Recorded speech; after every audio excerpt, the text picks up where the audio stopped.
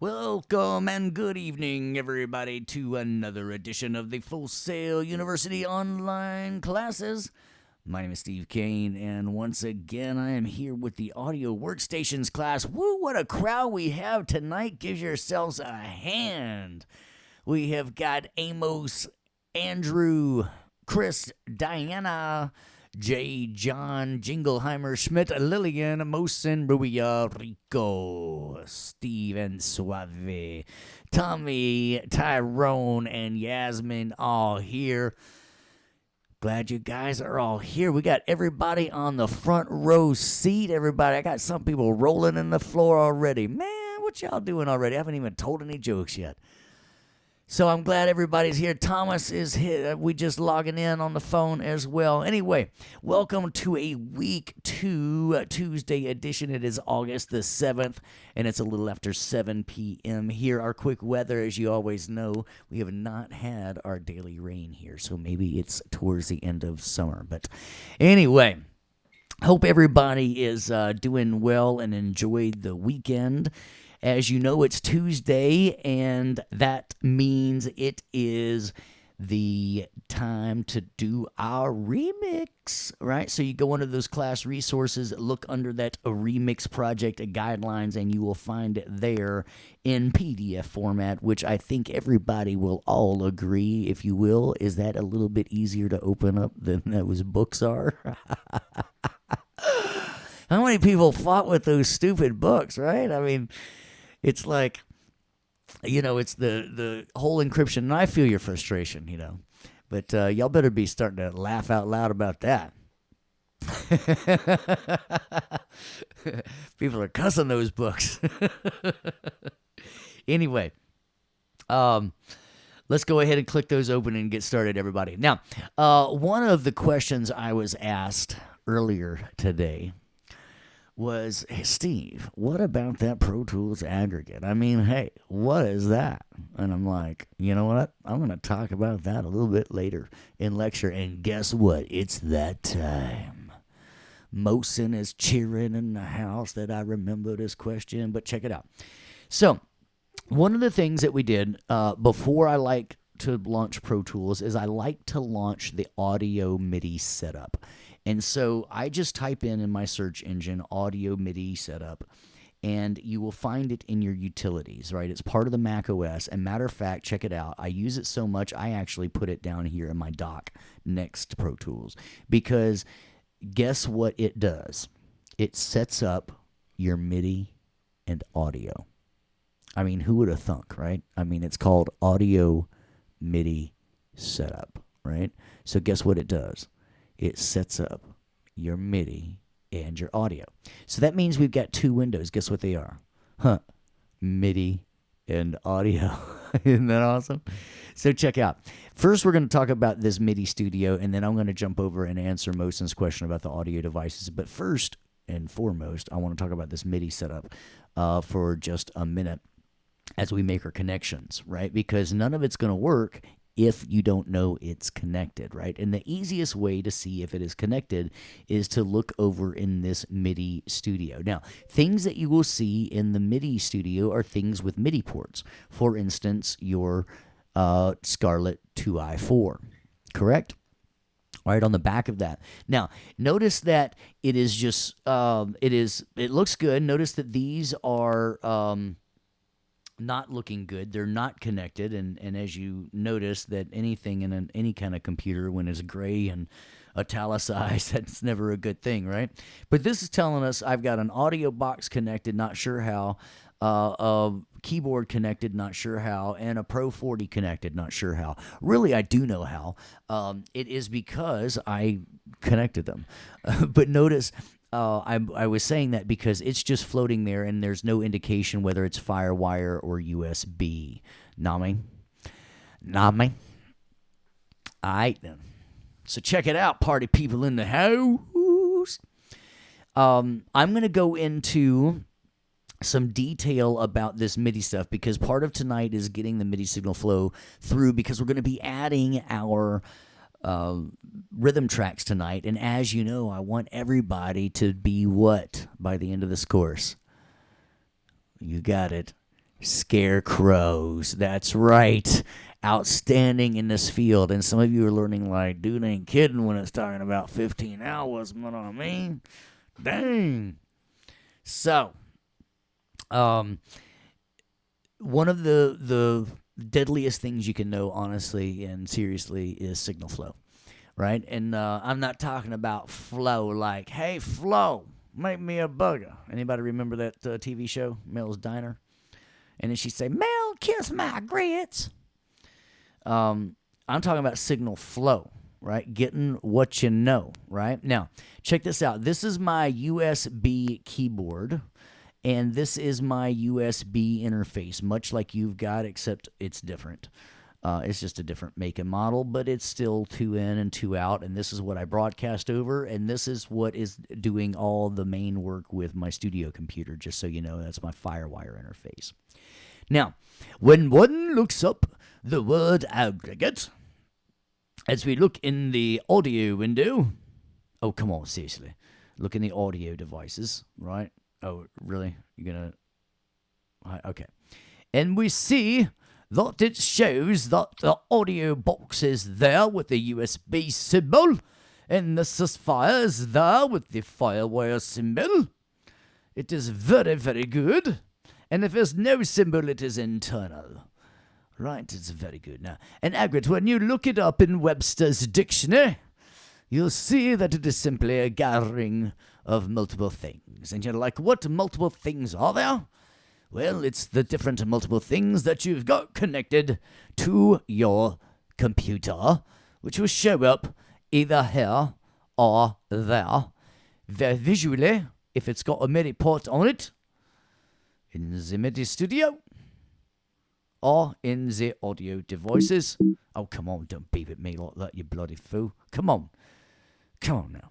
So, when one looks up aggregate, we'll find that it's a collection of multiple things, to paraphrase what Webster's might say, and I can turn on and turn off which devices I want to be all at once. Now, if somebody is asking, how did you do that again? Right? I took the advantage of our Spotlight software and simply typed in our Spotlight audio MIDI setup because I knew what I wanted. Like, if I wanted to type in Excel, I could type in Excel and I could just probably go right there, right? It's very quick, much quicker than the silly mouse. All right, should we try another accent? All right, so now that we're here, right, that Pro Tools aggregate, you can check whether they're in their boxes. Now, some of you are wondering, how in the world, I'm not going to do this very good. Most of them are saying, try Indian. And then they're like, no, stop it. Don't do that anymore. Don't offend me with your awful Indian accent. I do not want to hear it to one bit. Right? Okay, then. But you asked for it, I tried, and then we agreed we'd stop it now. All right. Now, but let's seriously talk about it. Like, if somebody says, hey, I got a job for you, and I say, what kind of job is it? And they say, it's recording a full band, and I'm saying, do you want to take a go at recording my band with like multiple microphones? And I say, oh, multiple microphones. I don't know if I've got one interface enough to have all the microphones. Now we'll slide into this, right? So if I say I want the two inputs from the audio box, and then I want to take the 8 inputs from the Sapphire. That would give me 10 audio inputs, and then I've got 8 for my kick and my snare and my tom, and then my overhead, right? And then we morph that into a little bit of that. And then I add in a little bit of built-in microphone so I can have a little playback engine, like a little talkback mic, you know.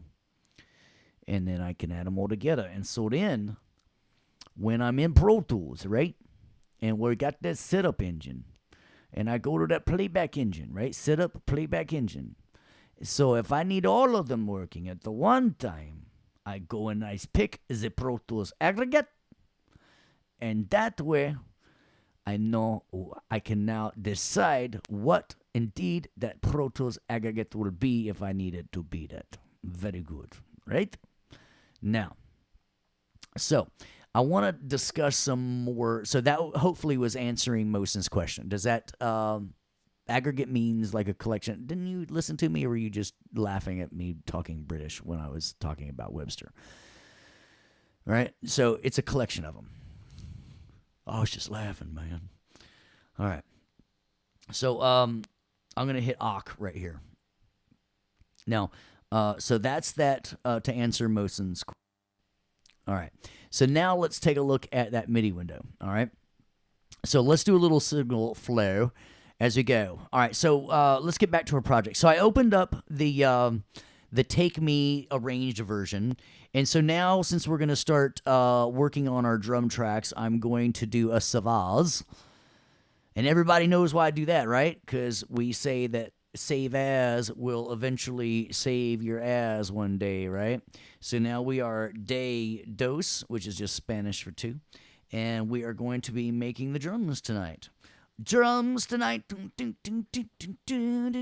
All right, so weird little funky thing. Just hit Command equals to go back and forth, and it makes that little stripey wipey go away. All right, so back to our remix. So now I did another save as, right? So what we want to do is, the reason that we mapped out the other night is so we could write our own music to it and have our click track match exactly what the song did.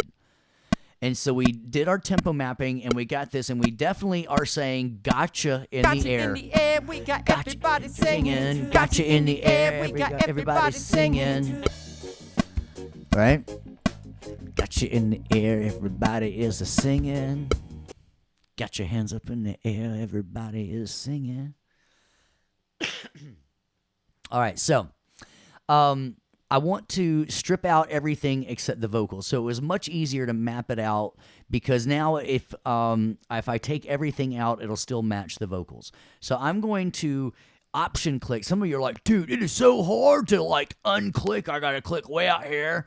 And then it still is like, dude, crazy. And it's going to be crazy, especially if you keep this all group engaged. So make sure that you take the all group off. All right?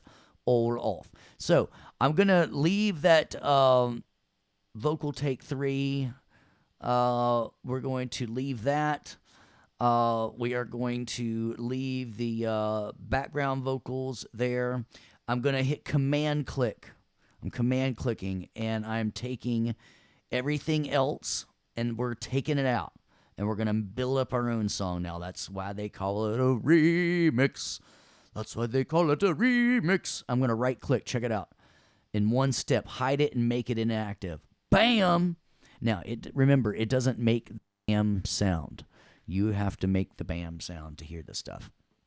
All right, so now check it out. I rewind, and look, now it works. Gotcha in the air. 2, 3, 4. Gotcha in the air. We got everybody singing. Gotcha in the air. We got everybody singing. So, now we could work on those two if we want to, but if we really want to get into our verse 1, we got to pick it up here. Take me to paradise with the palm trees a swinging. Gotcha in the air, we got everybody singing. All right, so what I'm going to do is I'm going to start working maybe on this verse. And although I'm only going to work on like 4 or 8 bars tonight, and throughout the month, I'm expecting you to work on the whole song. Everybody give me a WS for whole song. Hold it, wait a minute. I know what's holding you out. Everybody give me the whole song.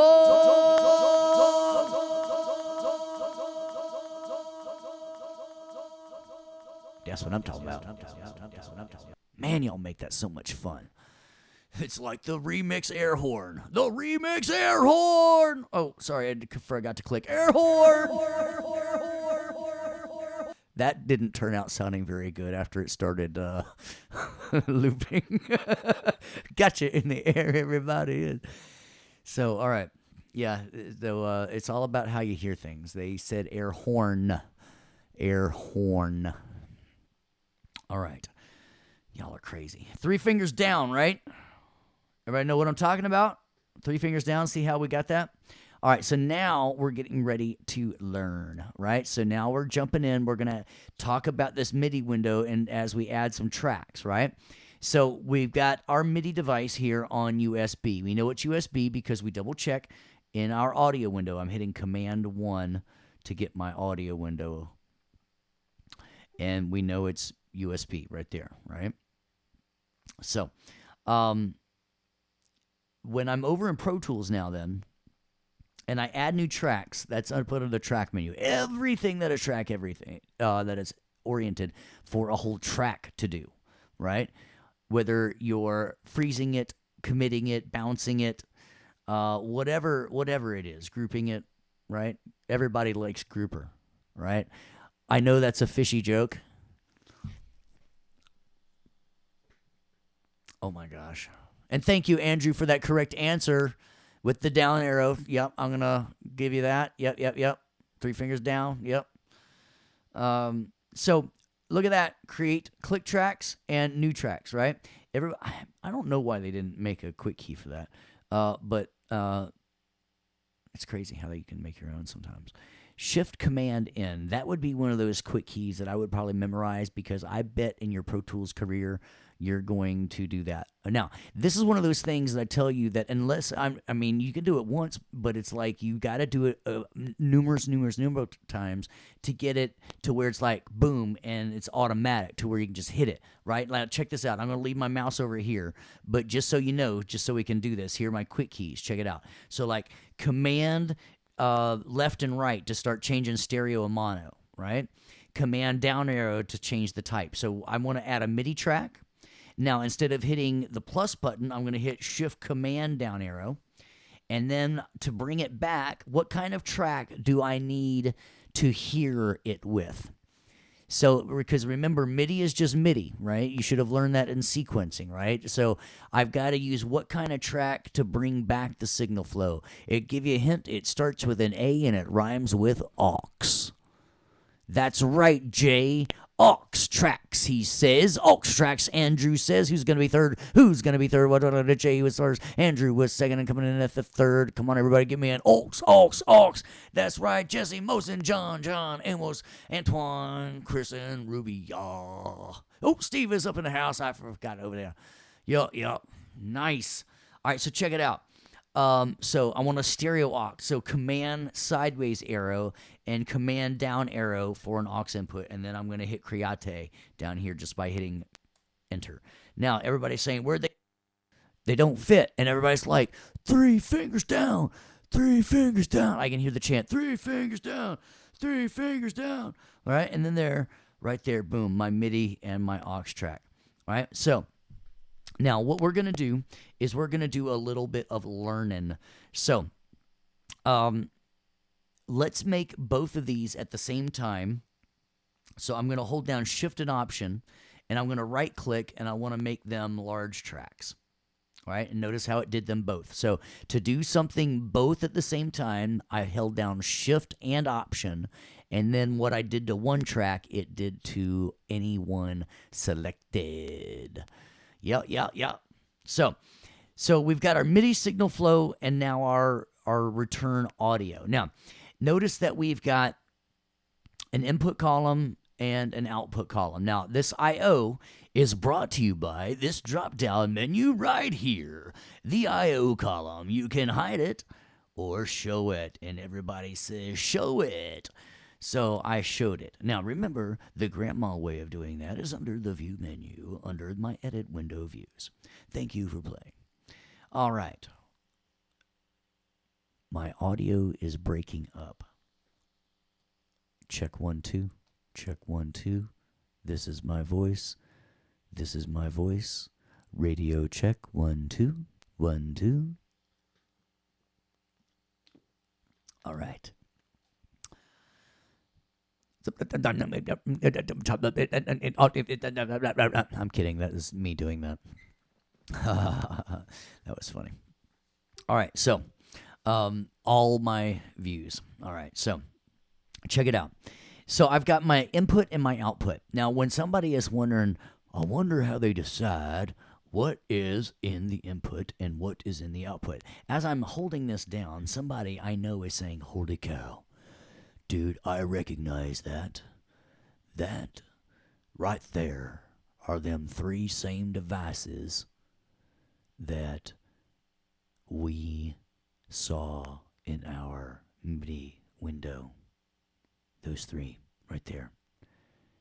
And look, there's Steve Kane's keyboard is my input.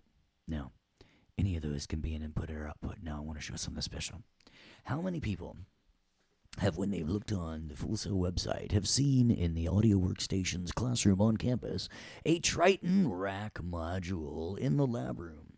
Suppose that was here and I hooked it up through the MIDI devices. It would be these arrows, right? Now, I'm hitting a pause right now, all right? If we're working with internal instruments, you are not going to do this. I'm doing this for a learning opportunity. Does everybody understand that? Give me a UT. No, don't ever put UT. Give me a UF for Gators, all right? Because we're not going to say UT. But if you understand that, give me a UF, because we're not ever going to type UT in my classroom. You got what I'm saying?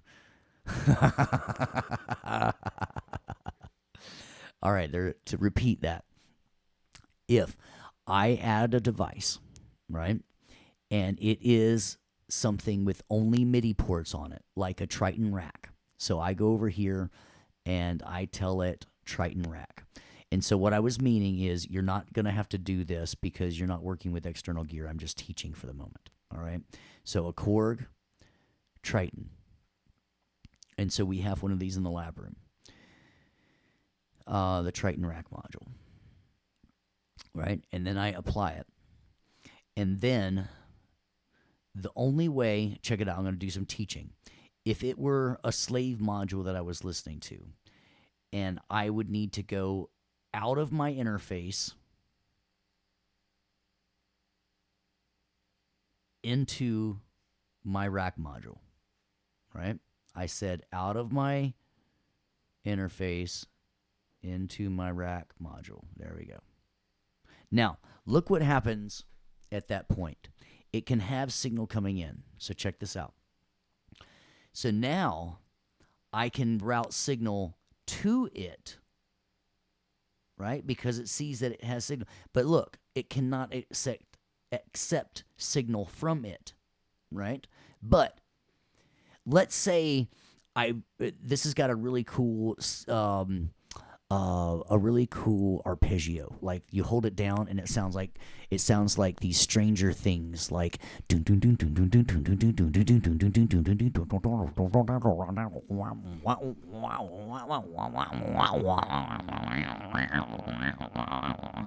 sorry, that's my impression of Stranger Things. And you wanted to record that arpeggiator going out, I would need to connect a MIDI cable out of that into it, right?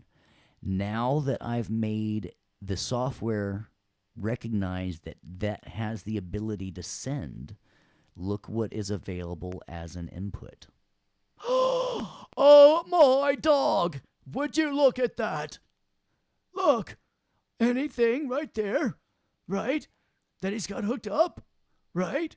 Or he could go all the way and look, it bypassed it and went all the way to the Triton. Would you look at that? Oh my God! Oh my dog!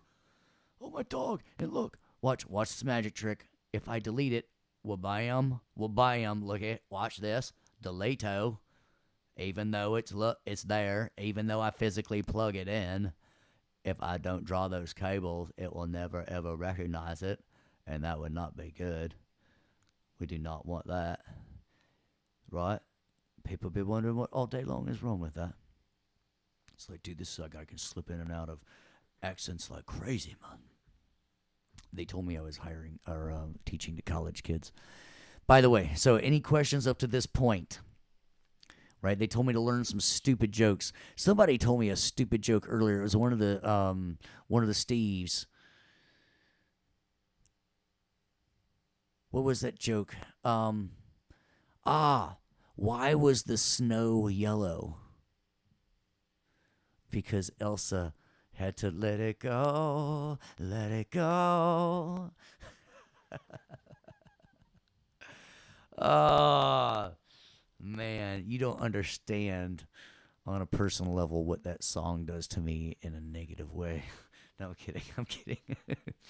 I was a music teacher, and every girl under 12 wanted to learn that song. That was in that. Are we going to be doing these routings in our assignment? And that is why, Mosin, I said that I want to make sure that everybody knew that this was for outboard gear only. Watch me disappear. Chicka pow wow, goodbye. And that it was just a teaching moment brought to you by Steve Kane. So you could learn the signal flow. Because remember, I want you to be part of the Scarecrow family.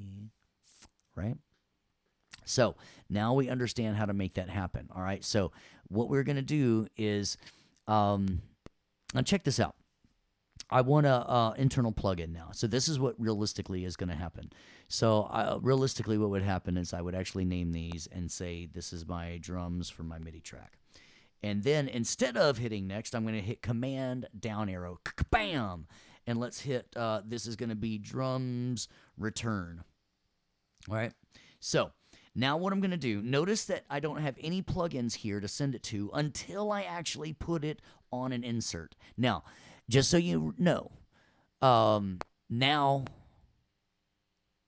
we are, wait a minute. So is the audio breaking up? I'm seeing some chat saying that the audio is breaking up. Check 1, 2. Let's pause again. All right. I do hear some clicks every now and then. Okay. All right. All right. So I'm going to put a plugin in. So I click here and I go to multi-channel plugin. Don't go to mono plugin because if you go there, you're only going to see one instrument. So I want a multi-channel plugin, and I'm going to go down to instrument, and I'm going to use the expand 2 right now. Boom.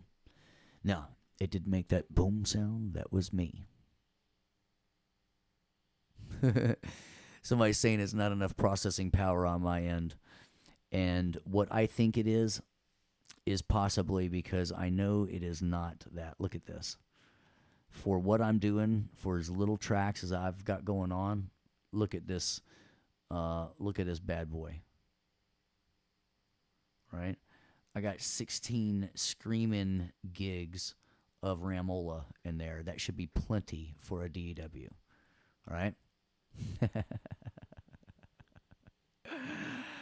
Oh, Andrew, I haven't graded professionalism yet. I'm kidding. I'm kidding. I'm kidding.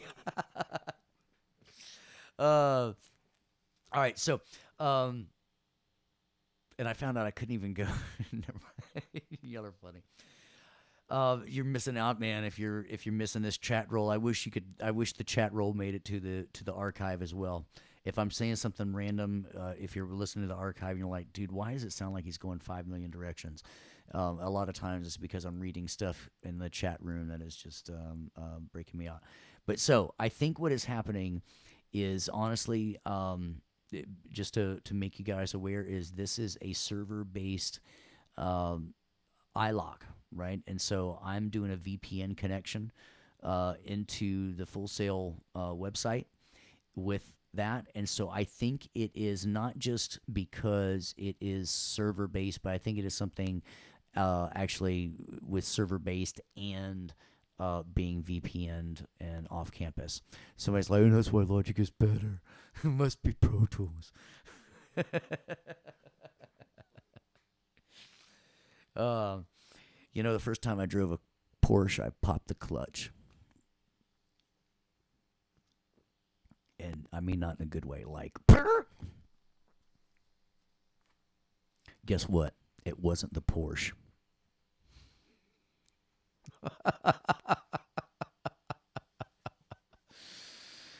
Darn purple belt jokes. All right, so check it out. I've got these lovely preset menus right here, brought to you by preset organizers and programmers at the thing. All right. Don't be lost. I'm sorry I'm derailing. All right, here we go. going back in. Let's just use a pop kit for right now. It's got plenty of sounds in it. And you can play with the different things in here. So all I've done at this point, Mosin, is I have now loaded up a plugin. And now I want to show you that because a plugin is loaded up, I am able to route to it. And because I noticed that it is on channel 1, I want to route it to channel 1. All right? And now, if I record arm it,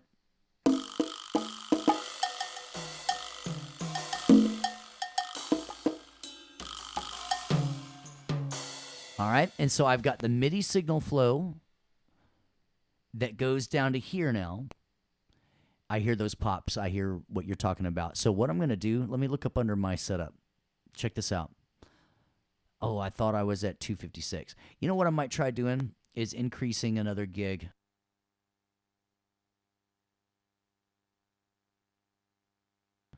Let's see if increasing the cache size helped a little bit for that. All right, so what we did is we put a plugin in, and then I routed it to that plugin. And now we've got the MIDI. Now, this just shows me that I've got signal coming through, and this shows me that my audio is coming through. And then I simply have that going to my main outs. And I know it's my main outs that the system is using because it's the icon, right? And that's how I would do it in old school. And that's MIDI signal flow and audio signal flow, all right? So give me an SF if we are okay with signal flow at this point, or I want some questions coming at me. All right, so now what's happening is I've got signal coming in from all devices. Now, the reason that I've got all devices here is because I am here by myself, right? Now check this out. So what this means, well, let me just show you. Because a visual would help at this point. Visual, can you help? I can help. All right, check it out. Go to Facebook, young visual. All right, I'll go to Facebook. All right. Now, quick. Find. Come on. Get right here. Go to Steve Kane Productions. All right, so check this out. I want to point this out to you because this is important here. This isn't a shameless plug for Steve Kane Productions. This is actually a visual learning aid, all right? Look at that slow internet. I am that bald. All right. Come on, picture. Come on, picture. All right. Now look at this. At any time, I have got my V-drums wired up. I have got my keyboards wired up, my keyboards. And what you don't see is my EWI, my electronic sax, laying over here. So at any time, I can play the drums, the keyboard, or the sax. And so that's why I want all imports, right? Now, if I've got somebody over here, like my buddy Terry, all right? My buddy Terry, believe it or not, one of the world's greatest drummers, drummer for Bob and Ziggy Marley and the Wailers, lives just a few miles away back here in the sticks of backwoods, Florida.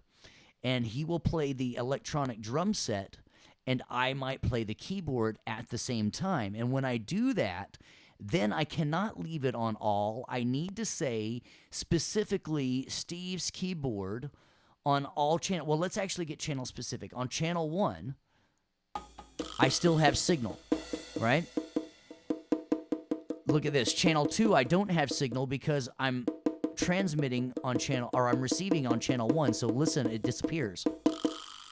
So the MIDI rules are still in effect, right? So now if I tell it, look for all channels, it'll still work on Steve's device. And this is how I can record multiple people at the same time if somebody is here playing drums and somebody else is here playing keyboards. But usually, to be quite honest, I'm usually just here playing with myself, and so I leave it to all, right? And then that way, I can jump from this device to this device. So if you're ever at home and just playing with yourself, you don't ever need to switch that. You could just leave it all. And then what happens is signal from any place will get routed from that. So when multiple people are there, get very specific, right? And that way, and even channel specific. But if you're at home and you're just playing with yourself, you can leave that with all, and everything will work. All right? Now, is there any more times I could say that and not get some laughter? There we go. They're like, oh, my dog, man, quit saying that. I don't sit at home playing with myself. I record myself. All right, so if you're recording yourself, you can leave it on all. Is everybody cool like that? I'm cool like that. I'm cool like that. I'm cool like that. Give me a CLT or give me a question. All right, because I want to make sure everybody's understanding our signal flow. All right, very good. Well, if you don't got any questions, you got a question? James, type it out, brah. I'll wait on you. Do you think if Michael Jackson, speaking of questions, were alive today and he opened a clothing store, he would call it Billie Jeans?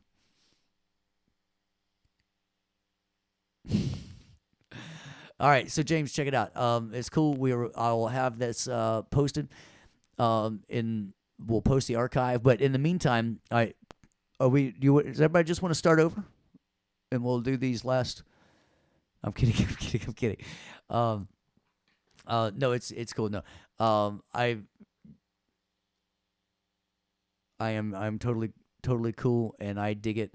What I'm saying is that it is okay to be lost at this point, because you can ask this class. We have gone 1,000,000 miles an hour, and we have learned a lot in 41 or the 39 minutes or whatever that we've been recording now.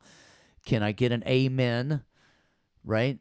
And so everybody tell James that it is okay, right? Give me an amen or okay to James, and let him know that I'm not making fun of him, that it is, and that the archive will be up later on, but and that we went into some crazy stuff, right?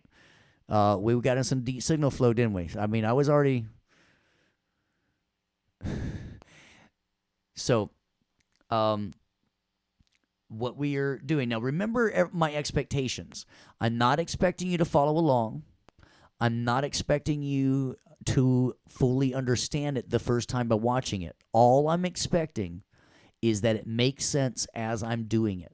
And so if it makes sense as I do it, and as everything comes together, and at the end of the silliness, you say, okay, I see why he said that joke, or I see, and we get that going through, and I see the signal flow, then I know that when you go watch it again, because I fully expect you to watch it again with your project open, and then I expect you to pause and go try it. And if something doesn't work, I expect you to back the video up and go find that little nugget that you're looking for. And if you do that 2 or 3 times and you're still not getting it, I expect you to get in touch with your section leader and ask them, right?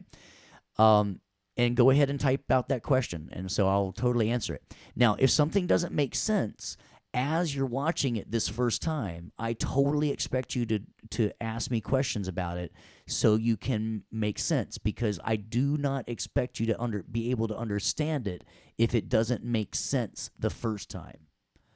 Okay?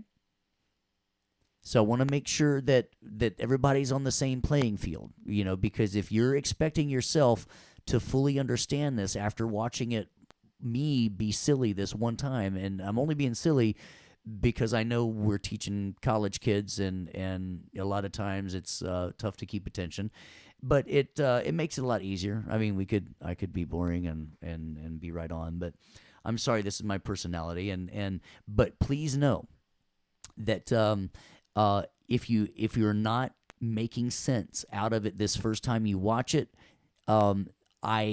I want questions here, and that's the advantage of being in this live class with me, is because it allows me to say, oh, wait a minute, this person needs me to explain this one again. I'm hoping somebody had a question about channel selection.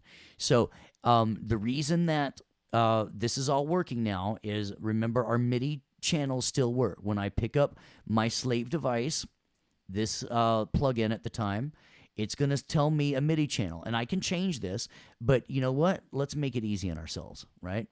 And so it's on channel 1. And so what we're going to do then is make sure that we transmit out to that channel and see that it tells me the track name and then the plugin name and then the channel. And then I can pick what transmit. So I just simply pick channel 1 and I leave that to all. And it's like that. Uh-oh.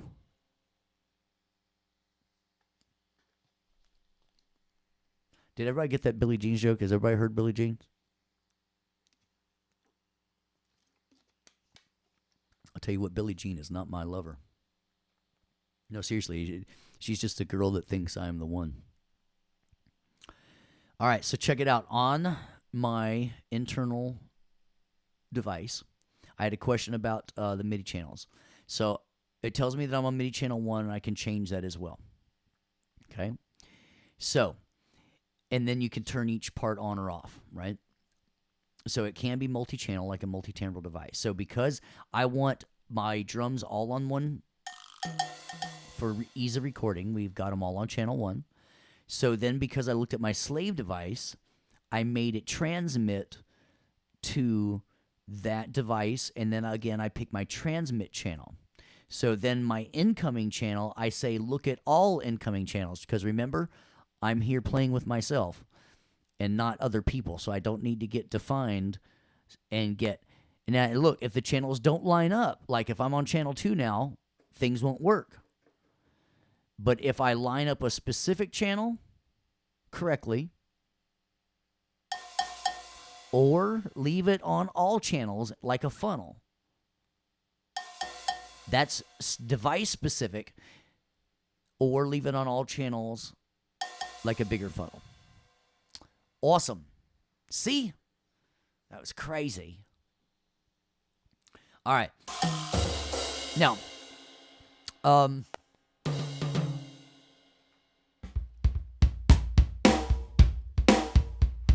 now check this out. I'm doing this with one hand right here, but I'm using 2 fingers.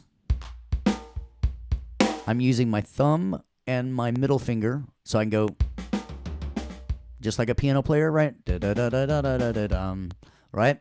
So boom, boom, boom, boom, bop, boom. So if you don't, if you're not playing it like that way or haven't played with it, maybe you can use 2 pointer fingers, right? Just like the Pointer Sisters. Think of the Pointer Sisters, right? Now, I recommend, especially if you are rhythmically challenged, not to try 1 finger at a time, because trying to go like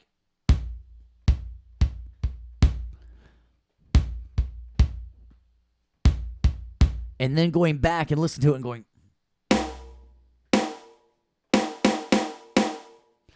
I think using 1 finger is harder and using 2 fingers is easier to go.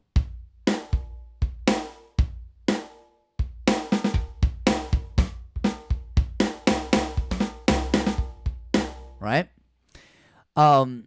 So now, yes, I had a question. Can we draw in MIDI notes? Yes, I'm going to hit that in about 10 or 15 minutes or so. Right? Now, check it out. If you want to do 3 at one time, check it out.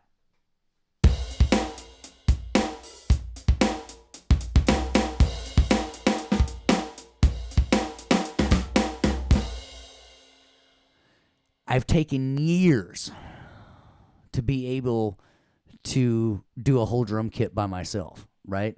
Because a lot of times I wasn't playing with a drummer. I was just at home playing with myself. And so I had to be able to play the drums, right? And so, and then I got an electronic drum kit. How would you just have kick go to one channel and snare on another channel coming through at the same time? Jesse, that's an awesome question. All right, so check it out. I'm gonna hit that in just a minute. So let's do this thing right here at the verse. So with this recording, let's hit the verse. Right, I just click here, or if I had my memory locations window, I could click my verse here, right, and I know I'm here. So now let's look at our, now at this point, everybody should be clear with the MIDI signal flow coming through, right? Everybody cool with that? Jesse had a good question. How would I, okay, yeah, I'm going to be doing that here in just a minute. Okay. All right. So, let's pause for a second.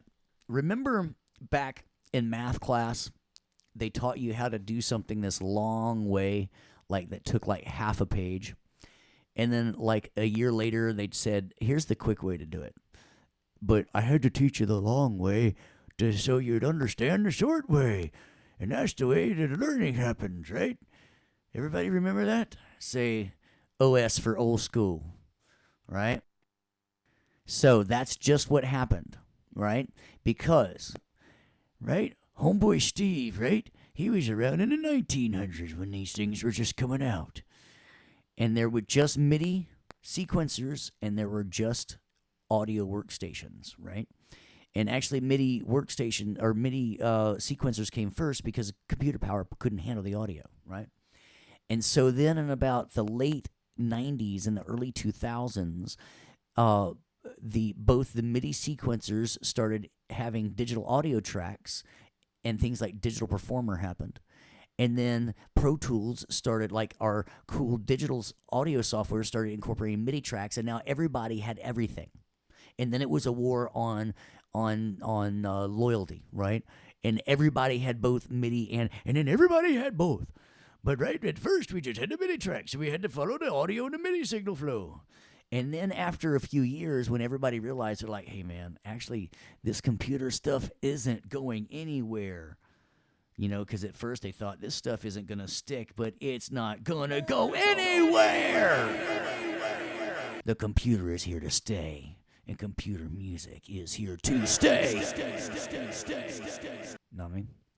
So, now I'm going to teach y'all the short way. So what we're going to do is we're going to hide, and actually we're not going to hide these yet. Now we're going to go add a new track. Shift Command M. Boom. Right? Watch this. Command sideways arrow, command down arrow, and introduce La Instrument track. Right? My friends, I introduce to you La Instrument track. Now, check it out. What I'm going to do is I'm going to say drums, MIDI, for real. For real. All right? Now check it out. Here's the best way I know how to teach this. Everybody see my MIDI track? Everybody see my aux track that you said you just understood? Everybody, here is my instrument track. Now let me show you this. Real quick, I need some interaction here. All right, here we go. 1 + 2 = 3. Everybody type a 3 if that made sense. All right, boom. Nice. All right, here. Everybody, all right, peanut butter plus jelly equals peanut butter and jelly. Type PBJ if that made sense. Peanut butter plus jelly equals peanut butter and jelly, right? All right, here we go. Now I'm going for the home run. MIDI plus aux equals instrument. Right? And what they did is they took the MIDI signal flow when I'm looking at the instrument column, and they took the MIDI instrument flow and they put it here. And then they took the inserts and sends from the aux track and they put it here. Then they put the signal flow routing of the audio and they put it here. So now in one track, check it out. And to make my life easier, I'm just simply going to drag this down here. And look, it automatically routed it for me. So, and now in one track, look, nothing has changed. It's still on channel 1. It's still routed to channel 1. No, it's not. Look at that. It loaded up channel 2, so let's reroute it to channel 1. I should have made that not work. And so now I get everything in one track. MIDI plus aux equals instrument. Give me an IN if that made sense, or an INST if that made sense. All right? Yeah! Yeah, that's what we're going for. So if we had not created the instrument track, would it still be there hidden in the mixer window? If we had not created the instrument track, would it still be there hidden in the mixer window? I just created it now. Um, are you meaning these here? I'm not understanding the question, Mosen. So maybe try to reword it for me. I'm just not understanding it. So what I want, the point I'm trying to make now is that the signal flow for an instrument track is the same thing as the signal flow from a MIDI track plus the signal flow from an audio or an aux track. So, therefore, you've got the MIDI signal flow here under the instrument column. Oh, maybe that's what you mean. If it wasn't under there, like the mixer window has some tracks are hidden by default. Maybe if you're opening up a template or something. Oh, okay. No, I do not have to create the MIDI and the aux track for the instrument track to work. I was only doing that for a teaching example. Remember, my old prospector said, in the old ways, you had to learn it the long way first, and then for you to make sure that you understood. Because remember, good old homeboy Skane, Ice Skane. Are we doing Ice Skane or are we doing homeboy Steve? I forgot.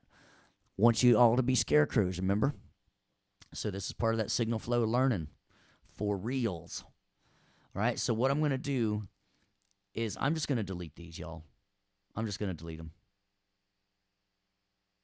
Just to show you, I do not need them. I'm done. I'm done with you. All right, so now I got my drums track.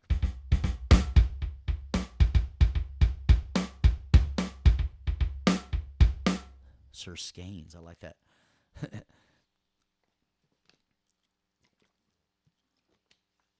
Okay, so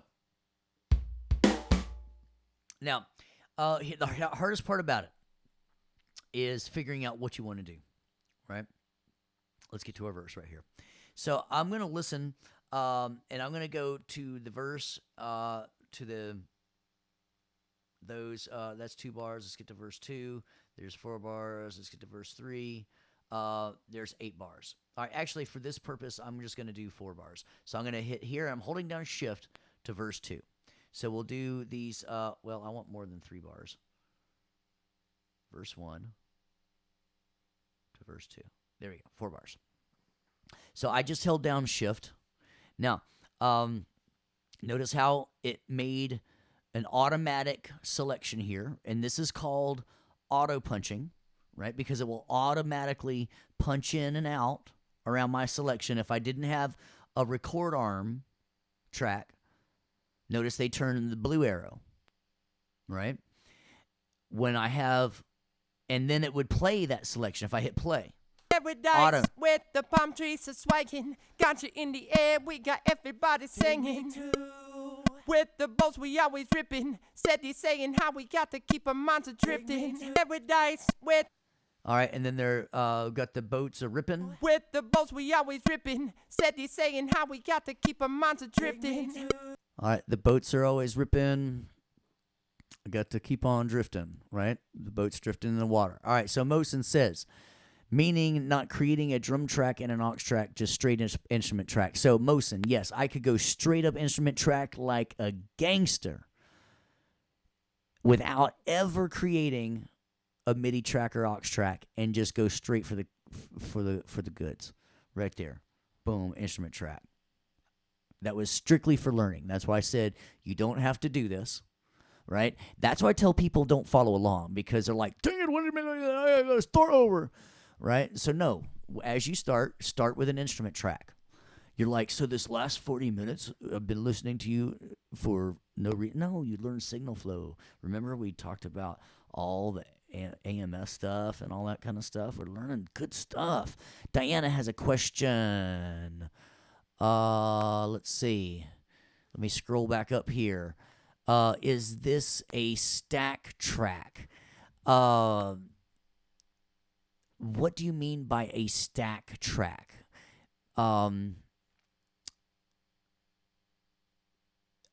I am not down with the lingo. I do not understand. I got these from the STEM remixes. Oh, I don't. What do you mean Logic? I have no idea. This is a Pro Tools class. I don't know what you mean by Logic. All right, so check it out. Yeah. So check it out. So I'm gonna do it with the kick and the snare, right? Now notice when I record on a track. By the way, I can hit Shift R, right?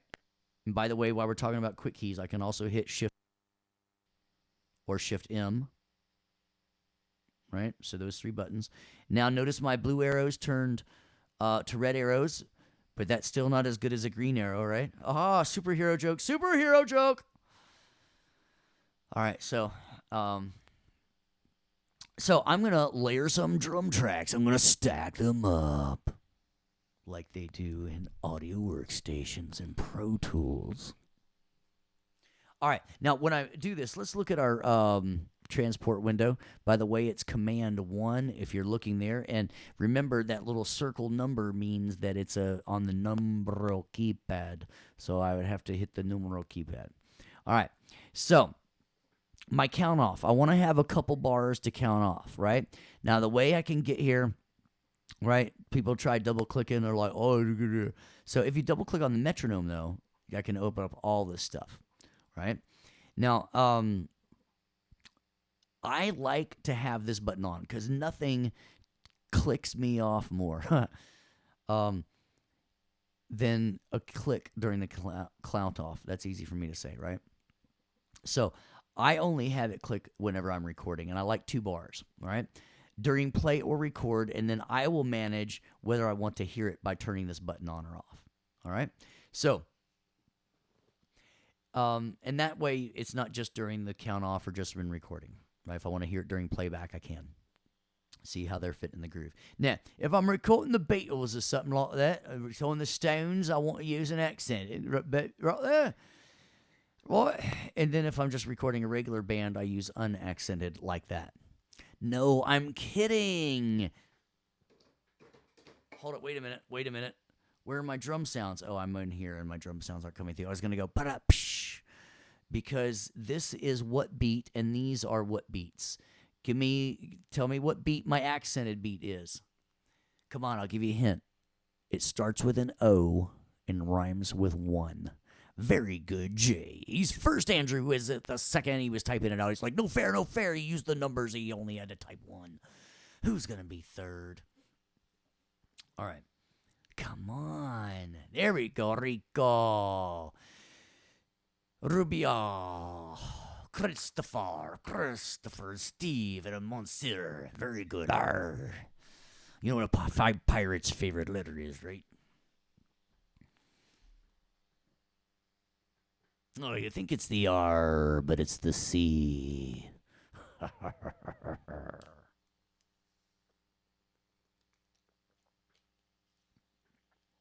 By the way, that joke goes both ways. So if anybody ever goes, the C, you can say, no, it's R. So you always win, by the way. Just so you know, that's a good pirate joke right there.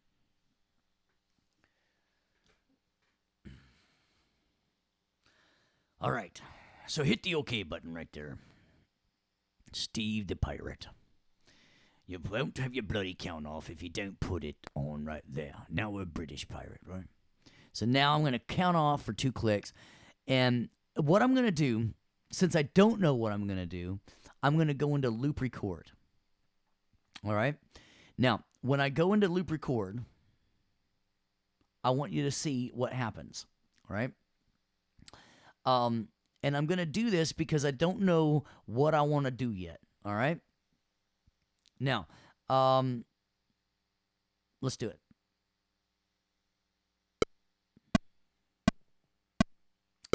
One thing Paradise with the palm trees swinging. I want you to notice that if I don't play anything, it's going to stay on the same number. when I'm recording. Got to keep our minds drifting. See how it stayed on one? Got you in the air, we got everybody and so maybe I don't want this to be a reggae. Maybe I want this to be like got to keep our minds drifting. Paradise with the palm trees are swaying. Got you in the air, we got everybody singing. With the boats we always ripping. Steady saying how we got to keep our minds drifting. Paradise with the palm trees are swaying. Now see how I'm going to stop. See how because I played now it advanced, right? And it's going to, because I was playing this one, it's going to advance to 3. Watch this. Paradise with the palm See? trees are swaying. Got you in the air, we got everybody singing. With the boats we always ripping. Steady saying how we got to keep our minds drifting. Paradise with the palm trees are swaying. Got you in the air, we got everybody singing. With the boats we always ripping. Steady saying how we got to keep our minds drifting. Paradise with the palm trees are swaying. Got you in the air, we got everybody singing. With the boats we always ripping. Steady saying how we got to keep our minds drifting. Paradise with the... I think I like number 4. So I wanted to make sure that everybody is cool with what I wanted to show you about the drum recording as I was just fishing out for ideas. So if I do not record during a pass, it will not move forward, right? So we did more than 5 loops. So now what I do is I just take number 4 that I liked, and in spot mode would be very easy. Who remembers the quick key for spot mode? Bam! Just like that, right? Does anybody remember it? I'll give you a hint. You've got the option to remember. It was probably the 3rd mode I taught you because there's 3 options in spot, right? Option 3, right? So check it out. When I grab this now, I say boom, and that was at measure 13, right? And I just type in measure 13, and it puts it right there. Paradise with the palm trees are swaying. Got you in the air, we got everybody singing. With the boats we always ripping. All right, so do we need to quantize this? Paradise with the palm trees are swaying. Got you in the air, we got everybody singing. With the boats we always ripping. Yeah, I'm thinking definitely. How we got to keep 'em... So right now, I am not worried about it sounding like a robot because my personal style is I like to quantize a few things and not quantize a few things. One of the things I like to quantize is the beat because I remember how crazy I tempo map it. So because I tempo map it so detail-orientedly, I was so great with my detail of tempo mapping in lecture 1, I was able to quantize everything, and it still has move, it's got groove, it's got feeling, right? So up under the MIDI event is where you're going to do a lot of your MIDI stuff. So that's why I said up under the MIDI event. Up under the event menu is where you'll do a lot of your MIDI stuff. Event operations are where a lot of your editable functions are. Not like you can eat it, but like the things that you can edit, like Quantizzle. Quantizzle is Snoop Dogg's favorite MIDI thing. Did you know that? Quantizzle. So what if my tempo mapping is off in different places? Then Amos, when you quantize, it is going to sound bad. And I'm not talking about bad meaning, I am talking about bad meaning bad, not bad meaning good. There it is. Remember, I don't care if the numbers change. All you care about is the map, is the click track matching. And if it's not, it needs to. If you need help, reach out to somebody, whether it's me or if I'm your instructor or somebody else, and make sure that you are down with exact tempo mapping. All right, so when somebody says, hey, Ice Skane, homeboy Steve, how do you know that they need to be quantized? Let me show you how I can tell. If I couldn't tell with my ear, up under the window, you've also got what we call a MIDI event list, right? And this is the nitty-gritty, right? Down to the tick numbers. And if they are not on solid, zeros, 240s, 480s, 720s, and that kind of stuff, I know that they are off. So I am going to go quantize them. Remember, Snoop Dogg says quantizzle, right? Do you know what Snoop Dogg's favorite part of the steak is? The grizzle. Do you know what Snoop Dogg's favorite weather is? Drizzle. Do you know his favorite part about cooking the steak? That is the sizzle. Do you know how he keeps his shirt so white? Bleach. Oh, that's funny. Bleach. Quantizzles. Look at that. Command 0 because, right, it's good. You want things to be on. You have the option things. You have the option to put things on tick 0. So that's how I remember it as option 0 from now on, right? Option 0 because you have that, right? So I like the note-ons and the preserves, right? 16th notes and apply and look, bam. Look how that straightened all that nonsense up. Every dice with the palm trees is swaying. Got you in the air, we got everybody singing. Boats.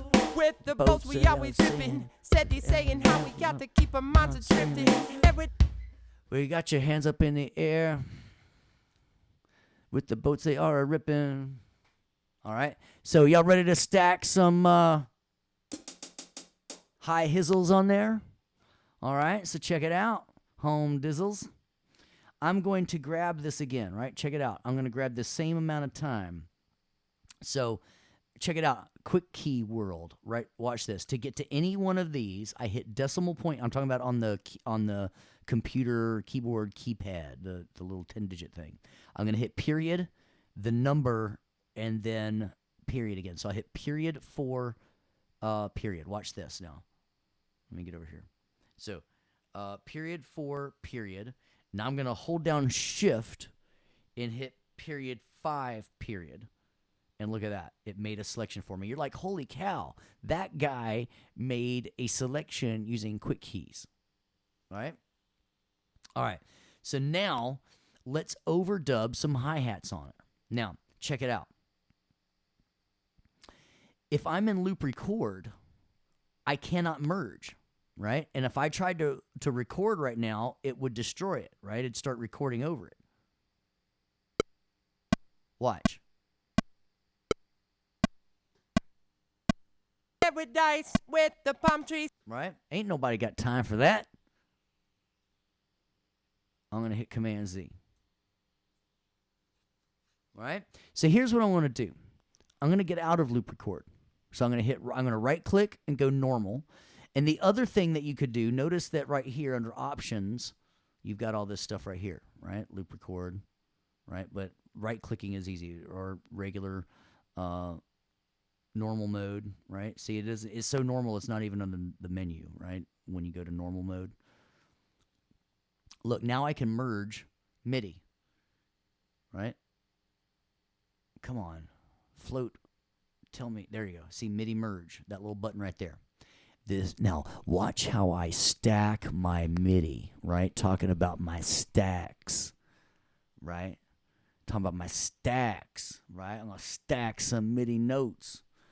Stacks of green, if you know what I mean. Throwing down like a clown, getting on the scene in a very small car. Won't go very far before somebody raises their hand and demands an explanation of what I'm talking about as I shout all these silly things as I'm teaching around about the rules of sound going down on the Pro Tools that I found.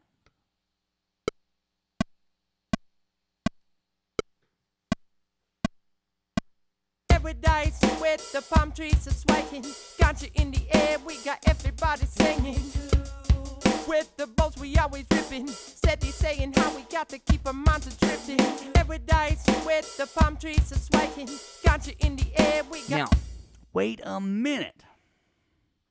Wait a minute. My kids laugh at me. I think they put me on whatever. Yeah. Yeah, we have a blast. My mother-in-law's over, and they're like, is he always like that when he does that? They're like, what? All right.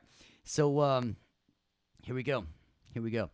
Look at all this stupidness. Look what Ice Skane did. I just went and quantizzled my kick and my snare, and then I went and did some non-quantizzled recording on top of it. My recording fizzled, faux shizzled. right? Now, you can look in the MIDI editor if you want to, right? I'll get there, but that MIDI event list is the easiest way to see that it's off, right? So I could requantize, but I want to show you something else, and I wasn't real happy with that anyway. I'm going to show you a little trick. Everybody want to see a trick for a minute? You want to see a trick? See ya.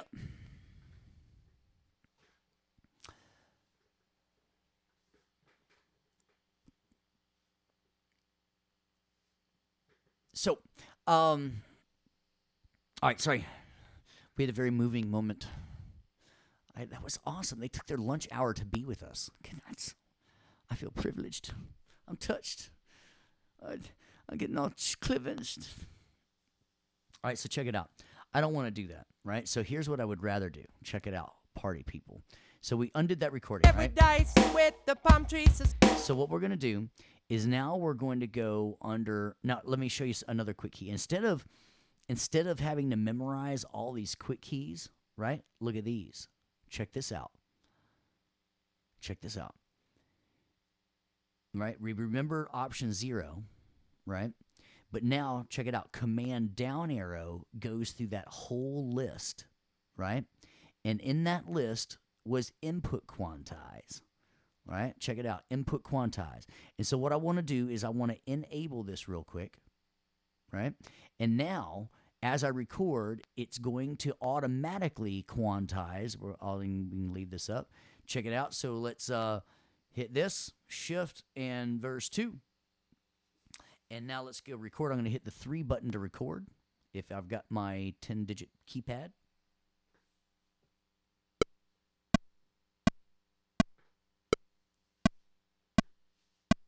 Paradise with the palm trees are swaying. Got you in the air, we got everybody singing.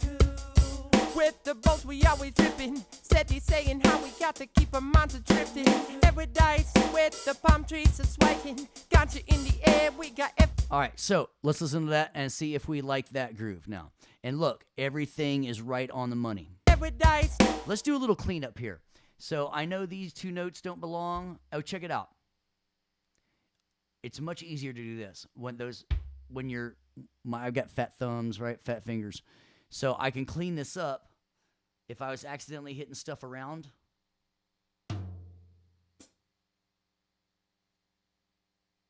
Right? And so now I've got just my 4 parts, my kick, snare, hat, and open hat. With the boats we always dripping. Point 4 point. Saying how Oh, the MIDI window is open, so my quick key there does not work. Let's close that, and you'll see now my point 4 point works. Paradise with the palm trees are swaying. Got you in the air, we got everybody singing. With the boats we always dripping. Steady saying how we got to keep our minds drifting. Whoa, whoa. All right, everybody cool there? So we used now. We talked about 2 record modes.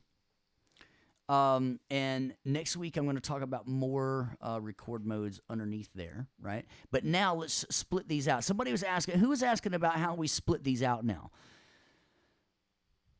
Who was asking that? Jesse?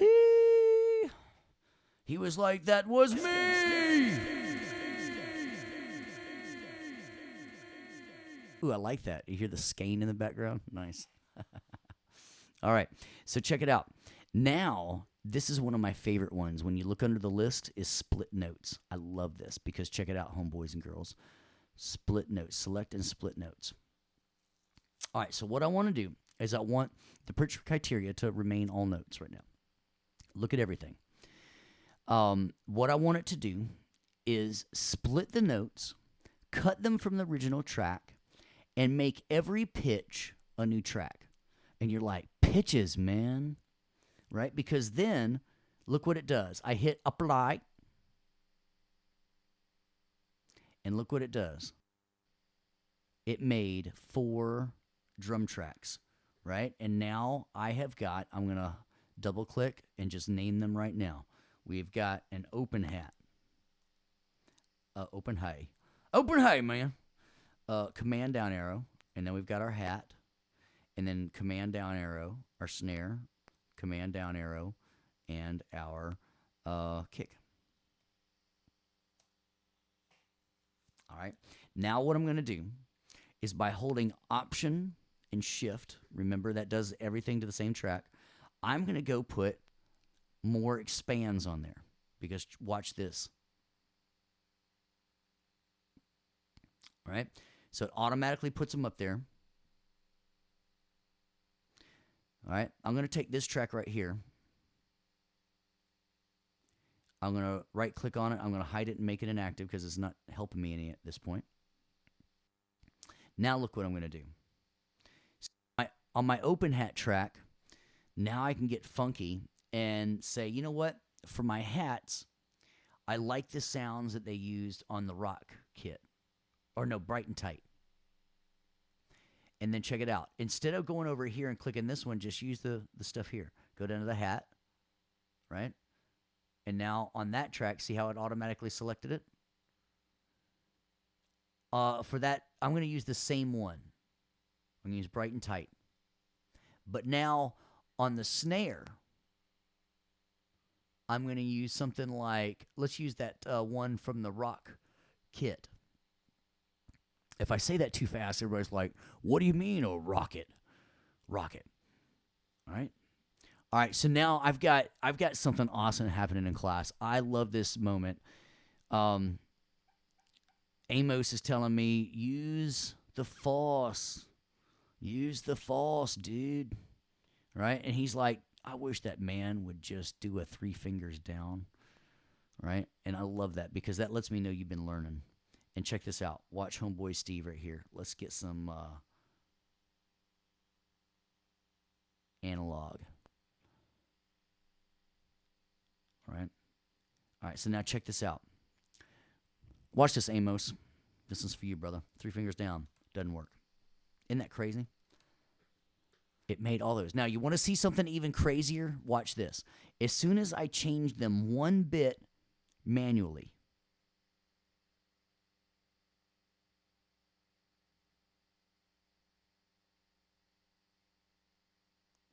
and this is, I think, what we call a flaw.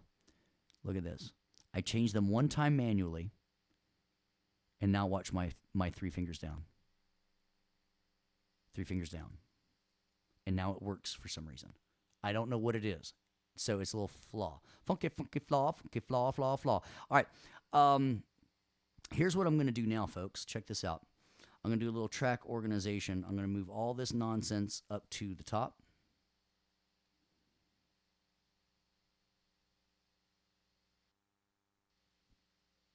So I see my click, and then I want my vocals. And then I'm going to put my drums. All right. Now, so 3 fingers down.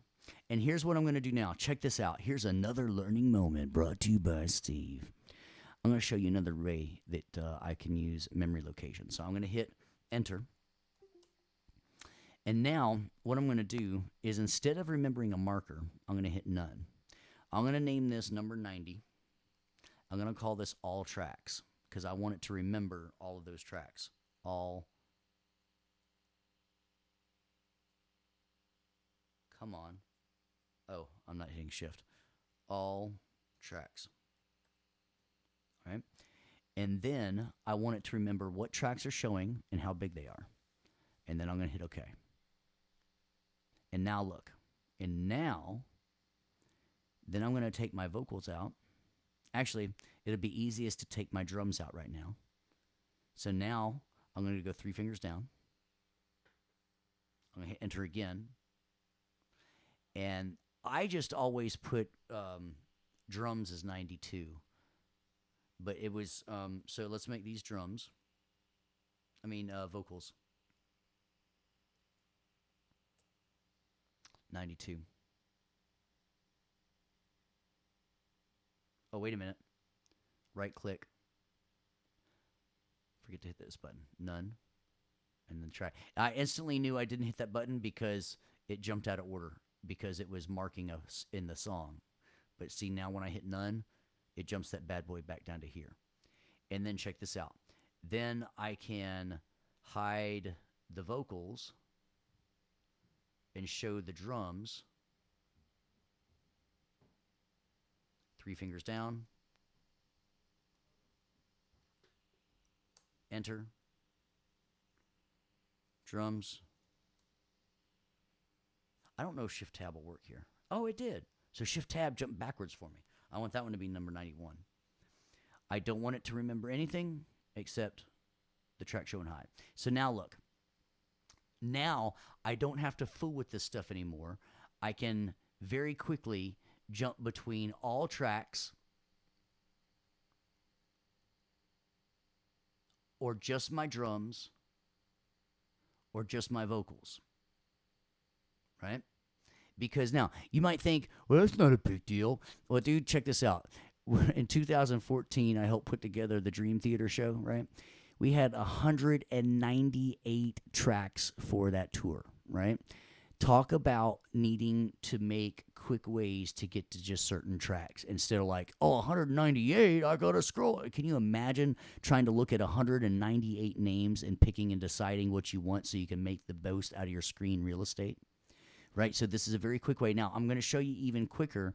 Now, it's so quick to say, all right, I want to go, show me all tracks, 0.90 point. And let's jump to the verse, 0.4 point. Every day with the palm trees are swaying. What? Got you in the air, we got everybody singing. With the boats we always ripping. Steady saying how we got to keep our minds drifting. Whoa. Everybody cool with that? No, I shouldn't say that because I've been saying that a lot. So give me an AG for all. Good.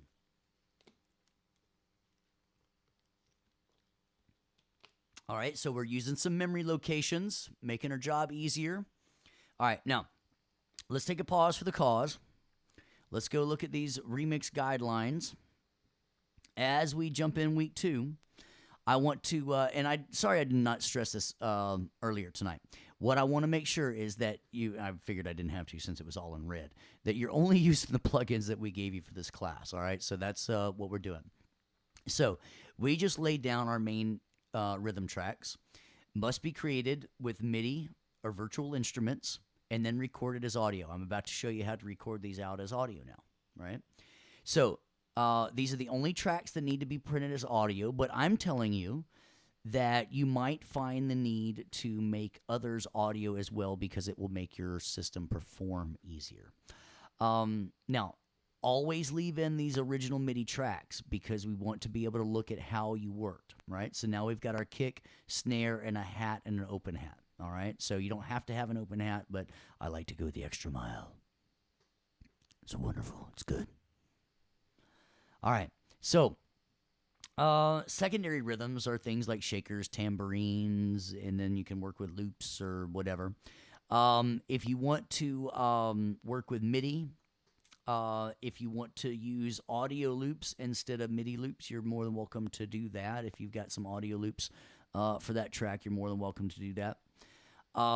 But for the main rhythm, we don't want you to use any loops, though. We want you to really dig in and record the MIDI and overdub and learn those recording modes and such. Okay? So, and this is all we're doing tonight. All we're doing tonight is the rhythm and the secondary rhythm. All right? That's all we're doing for week 2, right? So, let's quickly go lay down 3 more tracks here. All right?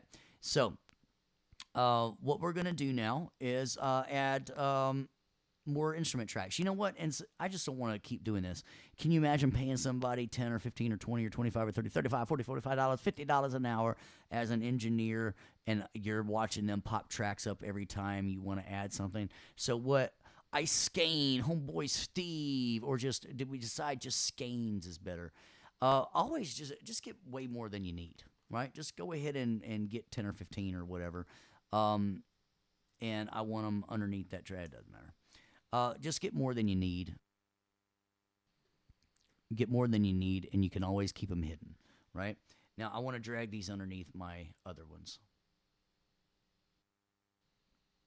And what I like to do is that way I just unhide them as I need them, right?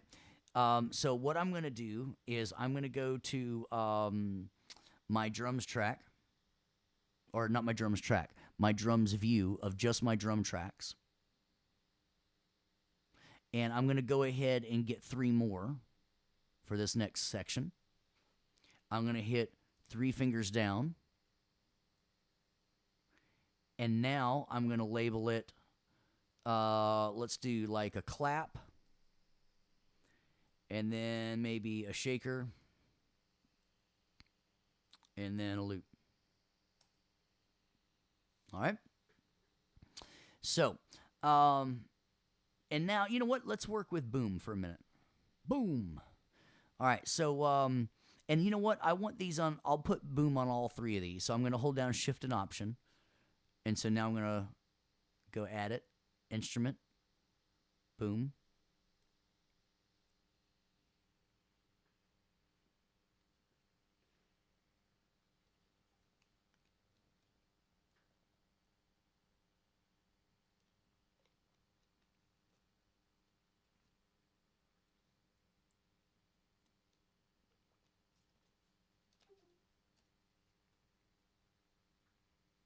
All right.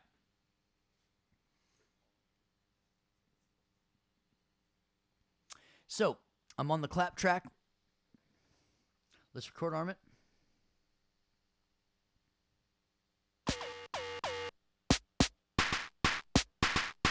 There we are. All right. So check it out. Command 5 will bring up my memory locations window, right? And that was 5 over on the, remember it's circled. So that's Command 5. And the way I remember that is I'm going to give you a high 5 if you use these, all right? So Command 5. I want to get to my verse, so I'm going to hit point 4 point. And now I'm going to hit 3 to record.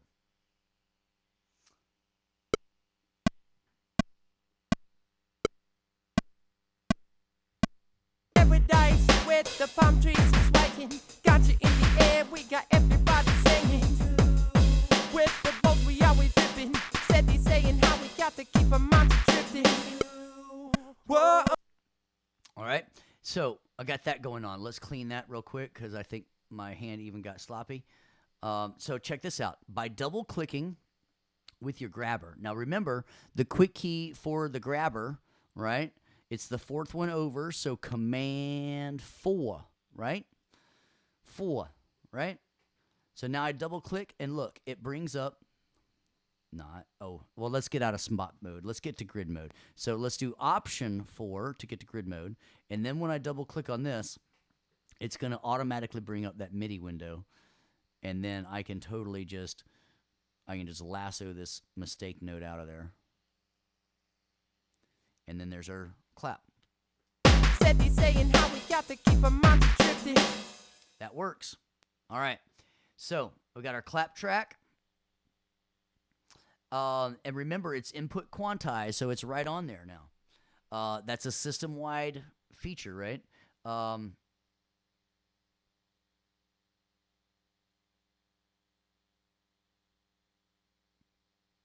See, right on the numbers. I didn't play it that perfectly. You're like, can't be, Scanes. All right, check this out. Another quick key time. Check this out. Command down arrow.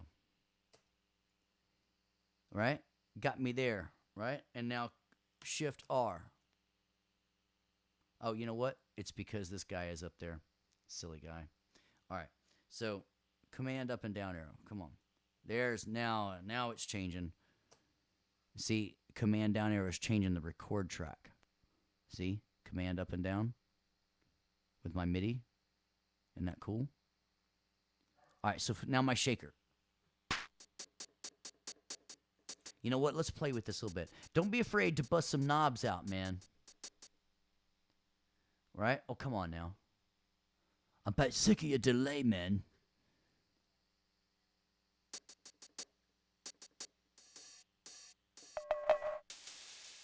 Ooh, there's a good shaker.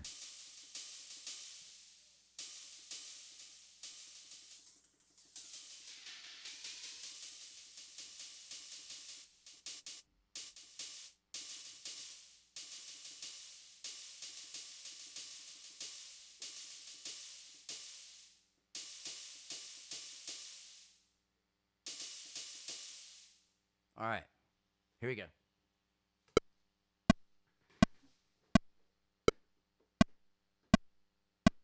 Paradise with the palm trees and swagging. Got you in the air, we got everybody singing. With the boat we always dripping. Steady saying how we got to keep our minds drifting. Paradise with the palm trees. Yeah. Swagging. Got you in the air, we got everybody singing. With the boat we always dripping. Steady saying how we got to keep our minds drifting. Yeah. Command that. Man, y'all let me command save, man. Command that, right? Apple S, save that stuff. All right, matter of fact, let's do a save as. And I should have probably done this earlier, but we'll just drums and second rhythm. I hate spelling that word. All right.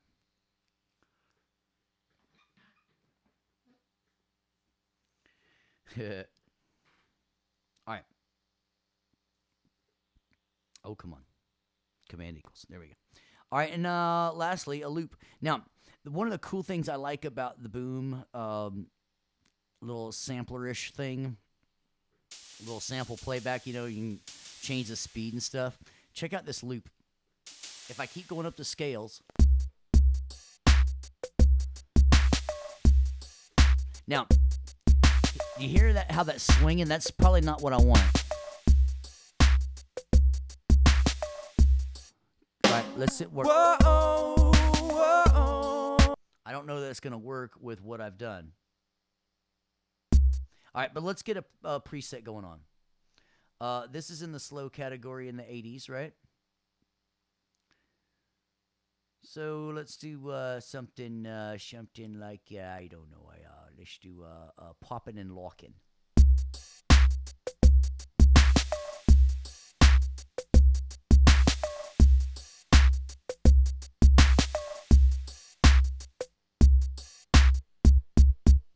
All right, so let's go to verse 1. Paradise with the palm trees and swagging. Got you in the air, we got everybody singing. With the boat we... So yeah, it's already filled, man.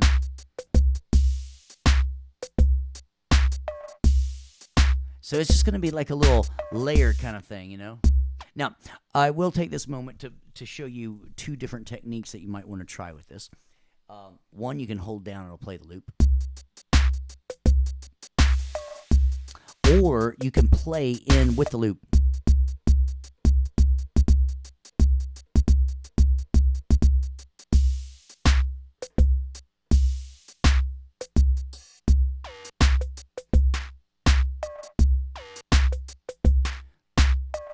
And what I'm doing, I'm acting like I'm playing a piano, and I'm changing, let's see, can you see what note I'm hitting? I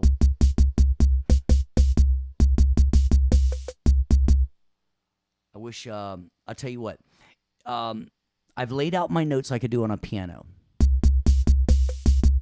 And so what I'm doing is I'm hitting like, if it was piano, I'm doing like doon doon doon doon doon doon doon out of the different loops. So I'm going like C E D F E G F E F D E C D E F E. And I'm playing just different little musical parts, and so it's switching right in time with the right loop. And all I'm doing is I'm playing the notes above octave 3.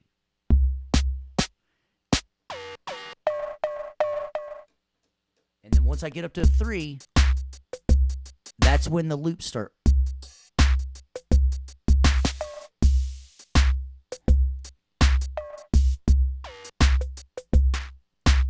So, I'm going to lay that down real quick, and then I've got an awesome question I'm going to get to about changing something in there, changing the vocal. Actually, you know what? We might hit that after class, Diana, so stick around, and I will show you how to do that. Okay? Great question, though. So check it out. Let's lay down a quick little loop. It's going to sound very sloppy here, but we're just going to lay it in.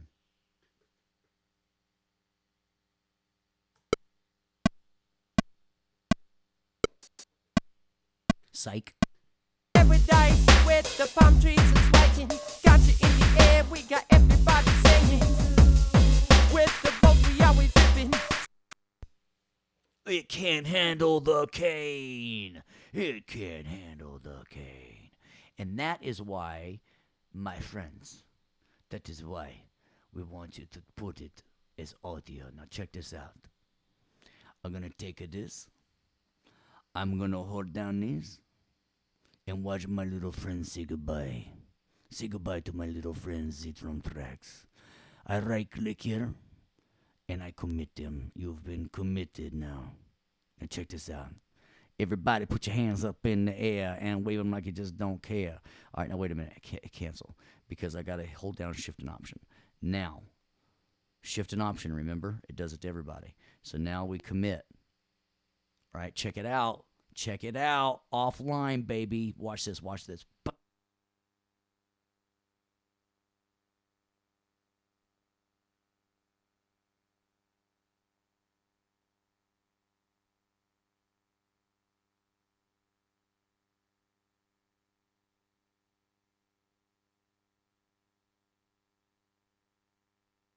What?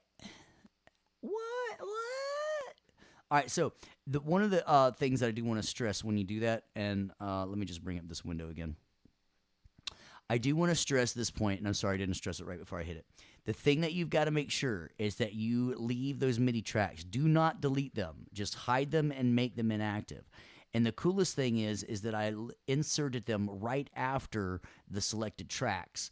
And so it's very easy for me now to check this out. Watch this. I go get drums.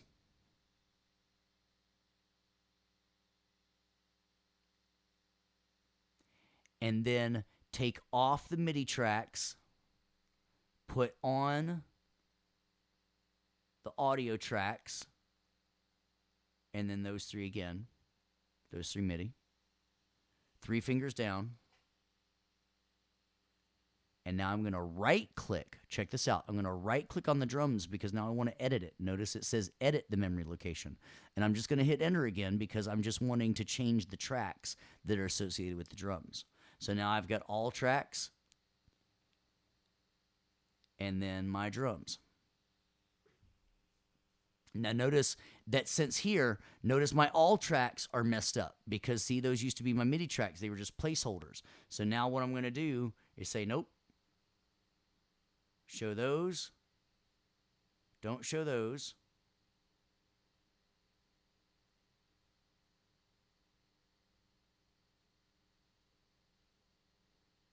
And those.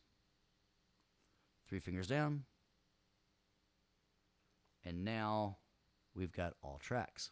And if you do this as you go, I right-clicked and hit OK. It's going to make everything much easier to work with, right? So my vocals are blue. I do not want my drums and that being blue. Matter of fact, I like that brown color for my my drum track. So I'm going to hold down Shift, and then I'm just going to click on my little color bar right here. Double click here. Come on, color bar. And let's make all of those brown. And that way I can quickly tell just by looking vocal tracks, drum tracks, right? It didn't record that loop track, so let's go knock that out real quick. So go up to the verse, hit period 4. I'm already there.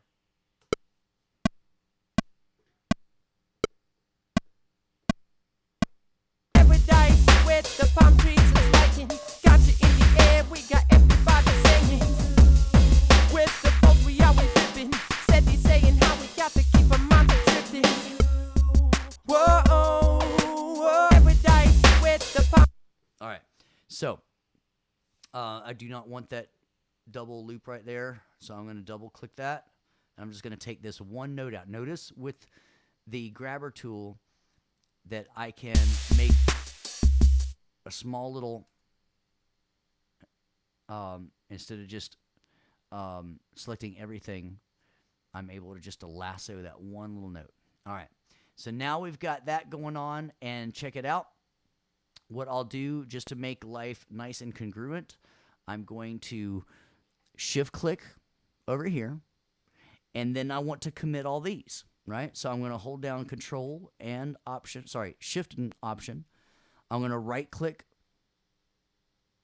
and I'm going to go down to commit. And again, remember, the biggest thing that we've got going on is that you are hiding and making inactive. You're not deleting those MIDI tracks, because otherwise,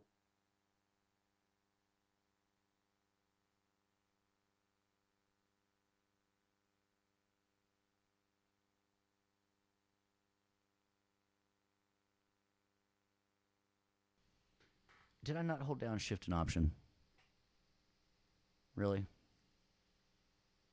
Really? I didn't. Right click.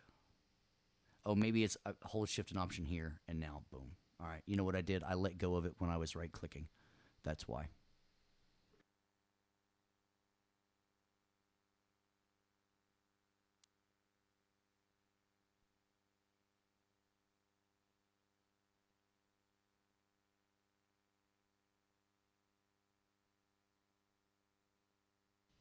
That's what I'm talking about, just like that, right?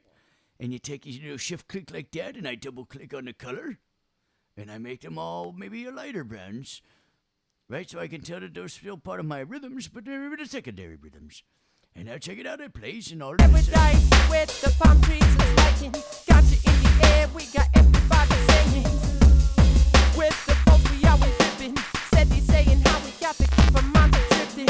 Every day. All right, there it is, y'all. Whoop, whoop. Hit save. All right, so check it out. That was my main rhythm and my secondary rhythm, right? Now, we talked about a lot of background stuff tonight, right? We talked about our audio MIDI setup. We talked about how we work with those two windows, right? The MIDI window and the audio window, right? So, with that, that led us into a big conversation about signal flow using MIDI tracks. And I want to point that out because that's a big thing in production today.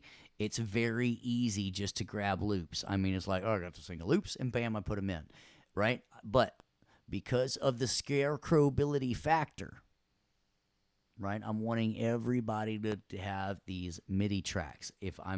I'll be fine if you want to use some loops for some of these, but not for your main rhythms. I want to definitely see MIDI coming out, and that's why we're saying those are the only ones that have to be printed as audio. And as you just witnessed, my friends, it was a great reason to go ahead and start laying everything down because of our silly playback engine errors and the buffer sizes. Now, with that being said, I'll go to the setup menu as those crashes happen. You can increase this buffer size, but what you're going to notice is as you start recording, if you get into 512 and 1024, it's going to start feeling a little funky as you're going, okay? Let's see. Is there another, is that a question I am waiting on? Just one? I'm not understanding. I looked up, I've got, I don't know if I've said this before, but my chat window is on a different screen than Pro Tools, so sometimes I'm not seeing what's going on in the chat room as I'm focusing on this. So I didn't see when just one popped up. I bet that was when I was committing tracks, and they didn't all commit, and I went and I had to recommit them, I think. If that's not what you're talking about, let me know. Okay, so we have to create the drum tracks with our MIDI keyboard. Correct. The main rhythms, the kick, snare, and hat. I definitely want to see that as MIDI tracks. The others, you can use loops if you want to, and that will be fine with us, right? And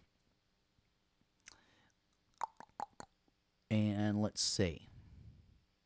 And, oh, you know what? Somebody asked about this earlier, and sorry I didn't show you. And if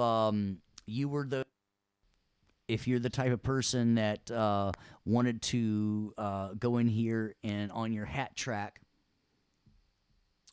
you wanted to get into that MIDI editor and write in some notes, And I would suggest the line tool. I'm not lying to you. It's very cool. All right. And then what you can do is maybe get a cool little 16th note grid or whatever, and find a cool little thing. Now, and then you can draw stuff in, and that would be a line of 16th notes. All right. Very easy way to draw that in.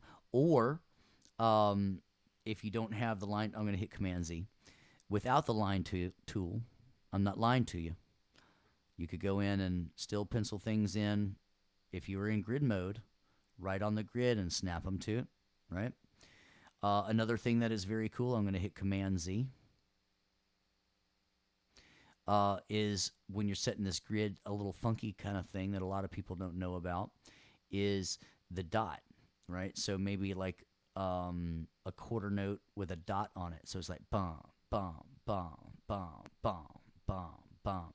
And then when you use the line tool, I'm not lying to you. It's really cool.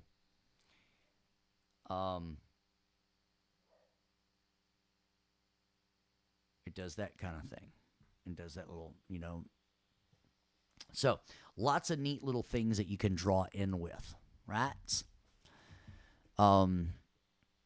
So neat little thing. I've used that. You know what? I am guilty of using that when I have composed on an airplane, right? Other than that, I've usually always started doing some MIDI stuff. Are you talking about the dots? Dotted rhythms are awesome, man. They get some really great feels in there. You'll love them. Musically, it's like you took half of another note, Don't you know? All right. I did tell him. You hear my dog in the background. He's like, tell him about the dot. And I was like, I did tell him. He knows. I've been teaching him to read. He ran by and he was reading the chat room. And he's like, tell him about the darn dot. Sorry. He's just wants to make sure y'all are learning. All right, everybody. So, shout some questions at me. I want to reiterate. Whether you're sitting here or you're watching the archive, how do we bring those hidden tracks? That's a great question. So if you're not understanding something or you didn't see how I did something, I right-click and I can hide and make active or show and hide, right, depending on its original status. All right, so that's cool. So remember, if you've been with me, and if you're watching this archive the first time, I don't want you to follow along. I just want you to sit back and absorb the information and then watch it a second time. I'm expecting everybody to spend at least 15 hours a week on our course material, watching the videos and doing the assignments. Several of those hours, if this is a 1 hour video a week and there's 2 hours, I want at least 6 to 12 of those hours of scanning over and practicing things that you have watched on the videos and making marks on it. Another great thing that you can do is take little check marks and watch the video time. If there was something that you saw that you liked, make a note of what time it was in the video and then go back and watch that time. Like at 39 minutes, you saw something really cool, and you want to go back and practice that. So as you're watching this first time, you can take notes. And then as you go back and watch it a second time, I fully intend for you to do that. The other thing that I want to do, tell you the non-example, and this is what I said before we started class, is it's kind of like if you run out of gas on the side of the road, there was only one true way to get there, is to walk to the gas station, get some gas, and walk back to your car, right? And you're like, but that takes a long time. But remember, sure, you might get there quicker by hitchhiking and, getting in a car with a stranger and save you some time. But is that what you really want to do? Is that what you really want to do, get in a car with a stranger? No. And so sometimes the safest way, and I'm telling you, if you'll do the time, and that's the hardest thing about this course, is giving me those 15 hours. If you need to look at your life schedule and figure out what you're going to do, maybe it's wake up an hour earlier and start your day an hour earlier and get to those videos. When I had the loop open, what button did I hit? I was just playing my keyboard. And can I explain the 90 all tracks 91 again? That was just a patch that I saw on that loop track over here. I right click, so let's show it and make it active. That was just a patch. So when I pulled up the boom synthesizer, the boom instrument, the boomer, la boomer, as my French friends might say. Come on, boomer. Is that what you're talking about when I went up into the tempos? Oh, I know what you're talking about. No, you're talking about the memory locations. All right. See you, man. All right, so this is just a way that I don't have to fool with going and using the show hide buttons anymore. I've now used a memory location to remember what tracks I had showing and hiding. So automatically it will choose all the tracks. And I did this as I went now, so I didn't finish updating that one. But so I've got just my vocals or just my drums or all tracks. Right? So that's just a very quick way to keep yourself very organized. So now what I'm going to do is hide those.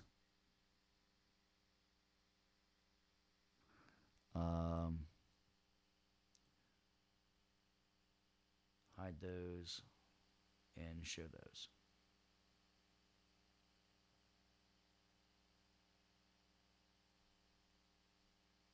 Three fingers down.